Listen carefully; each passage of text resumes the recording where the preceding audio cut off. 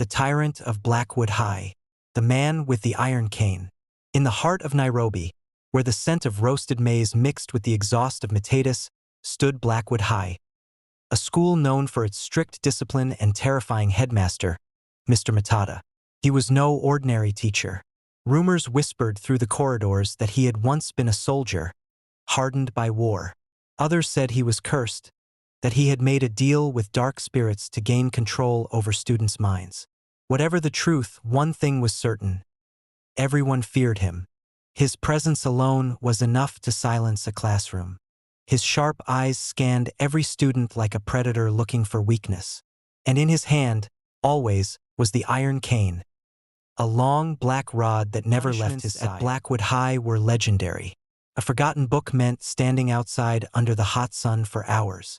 A wrong answer in class resulted in public humiliation.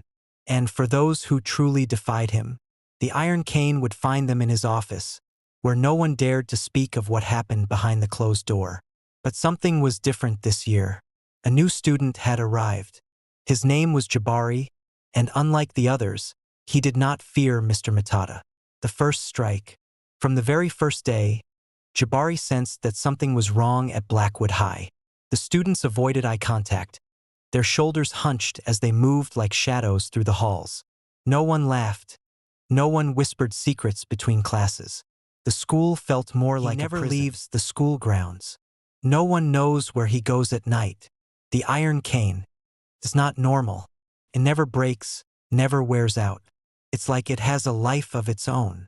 One night, Jabari stayed behind after school, hiding in the shadows. He watched as Mr. Matata walked into his office. But what he saw next froze his blood.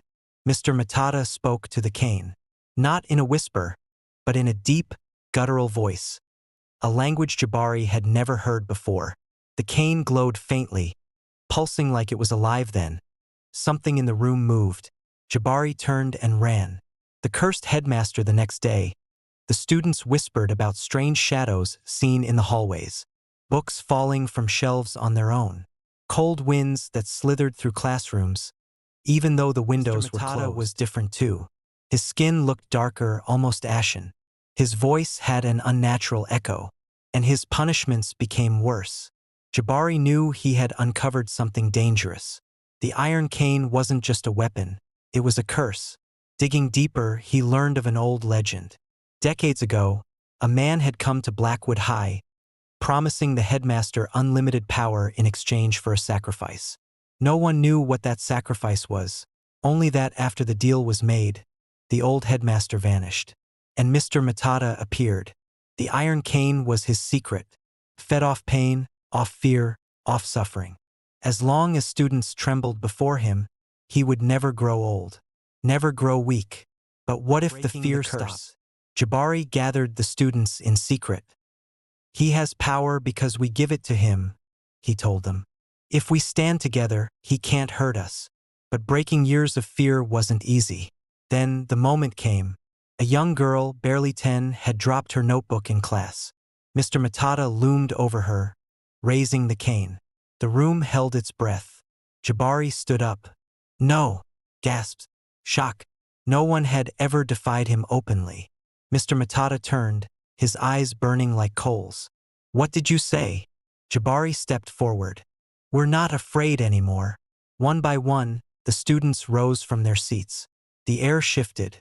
Mr. Matata's grip on the cane tightened, but something was wrong. It wasn't glowing anymore. It was fading. The walls grew louder. The shadows turned against him. And with a final, terrible scream, Mr. Matata was gone. Epilogue: The New Dawn. No one knew where he had disappeared to. Some said the shadows had swallowed him whole.